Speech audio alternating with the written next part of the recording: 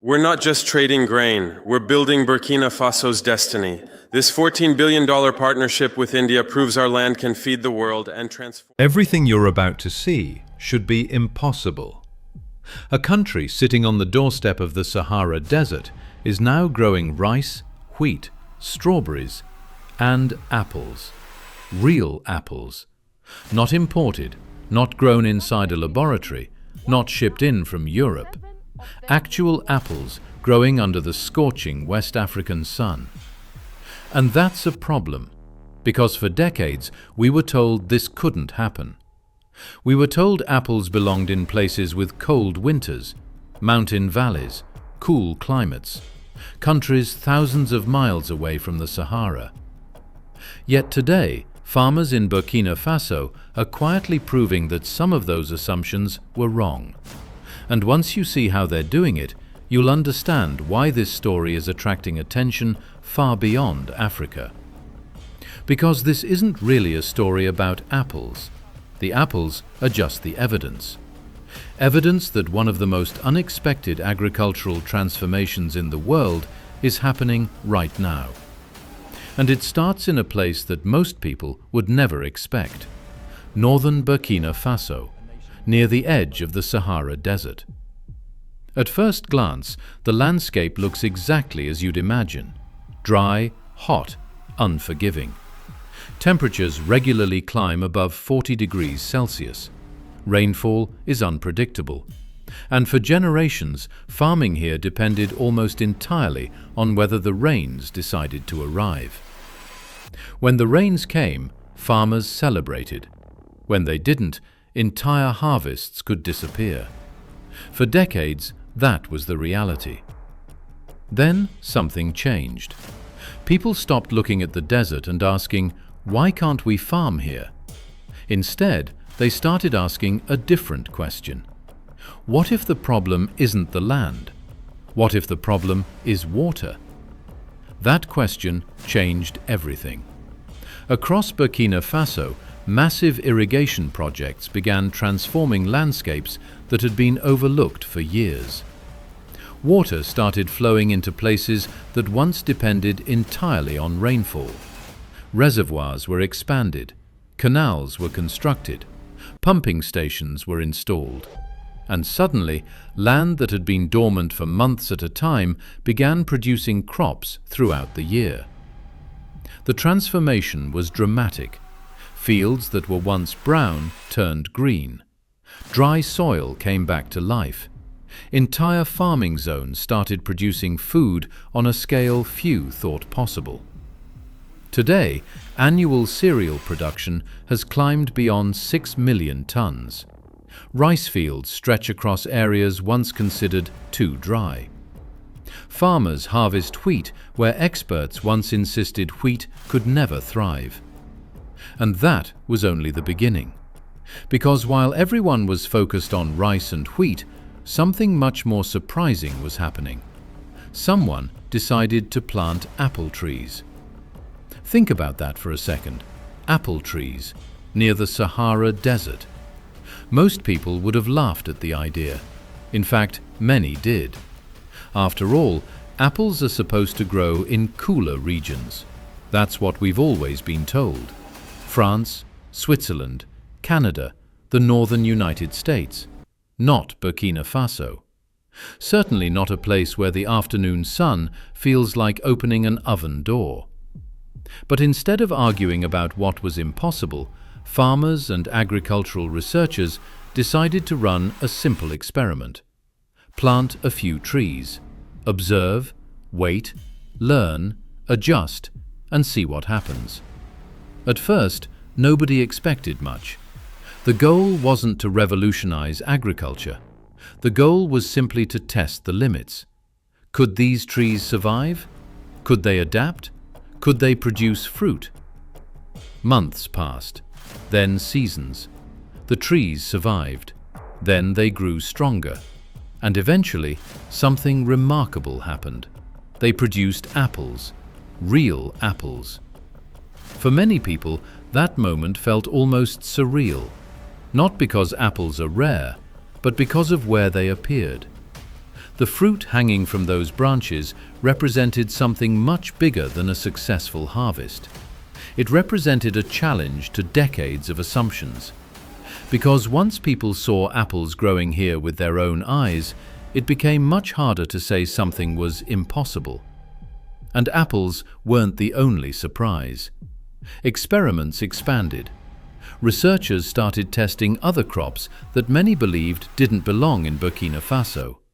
Coffee, cocoa, strawberries, bananas, pineapples. One by one, they began exploring what could happen when modern irrigation met agricultural experimentation. Some projects succeeded immediately, others required adjustments, but each season produced new lessons, and each success expanded the boundaries of what farmers believed they could achieve. If you're enjoying this story so far, take a moment to subscribe, because what you're seeing here isn't an isolated experiment. It's part of a much bigger transformation, and the next part might be the most surprising of all. One of the most fascinating examples is happening in pineapple farms. Now, pineapples growing near the Sahara already sounds unusual, but wait until you see how farmers protect them. Instead of relying on expensive technology, many growers use something incredibly simple: paper bags. That's right, individual paper bags. Each pineapple is carefully covered while it grows. The bags protect the fruit from excessive sunlight and help preserve quality. Simple, affordable, effective.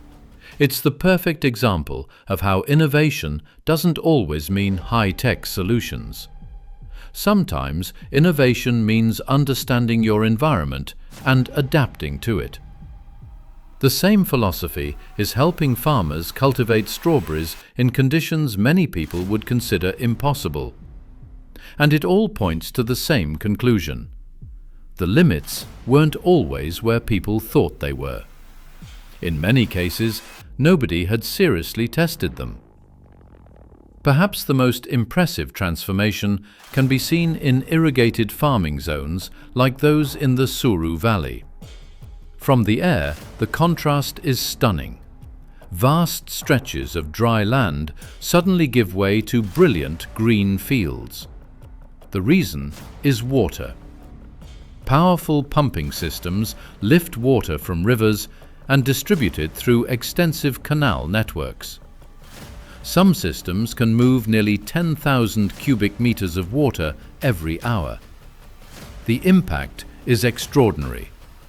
Areas that once struggled with drought are now producing harvests year after year. Rice yields have increased dramatically. Farmers report incomes rising significantly compared to traditional rain-fed agriculture. And with reliable access to water, experimentation becomes possible. Because before you can grow apples in a difficult environment, you first need confidence. Confidence that the trees will survive. Confidence that the water will be there. Confidence that your investment won't disappear with the next dry season. That's what these irrigation systems provide. Not just water, possibility. And possibility changes everything. Today, many visitors arrive expecting to see a dry landscape. Instead, they find fields, fruit trees, vegetable farms, and experimental crops growing where conventional wisdom said they shouldn't. The sight is genuinely surprising. Imagine driving through a hot Sahelian landscape, dust on the horizon, heat rising from the ground. Then suddenly, you spot an apple tree. It's such a simple image, yet it's powerful because it contradicts what so many people believe. And maybe that's why this story resonates far beyond agriculture. Because at its core, it isn't about fruit. It's about human ingenuity. It's about refusing to accept limitations without testing them. History is full of examples like this. People told something couldn't be done. Someone tried anyway, and everything changed. That's exactly what happened here. The apple trees became proof. Proof that difficult environments often contain hidden opportunities. Proof that innovation can emerge from unexpected places. And proof that assumptions should never replace experimentation. Today, those first apples have become symbols of something larger. A reminder that progress often begins with curiosity. A reminder that challenges can inspire creativity. And a reminder that the future doesn't always look the way experts predict.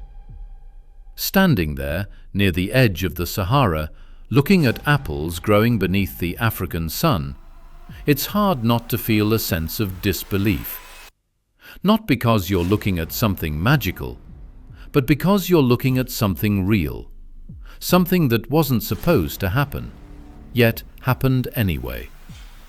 And perhaps that's the most important lesson of all. The world is full of places that have been underestimated, full of people who have been told what they cannot do, full of ideas dismissed before they were tested. Sometimes all it takes is one successful experiment to change the conversation. In Burkina Faso, that experiment happened to be an apple tree. So here's the question. What surprised you more? The fact that apples are now growing near the Sahara Desert, or the fact that so many people believed they never could? Let us know in the comments. And if you enjoyed this story, click on the next video now. Because some of the most incredible transformations happening on Earth today are taking place in places the world isn't paying attention to. And trust me, you don't want to miss what's coming next.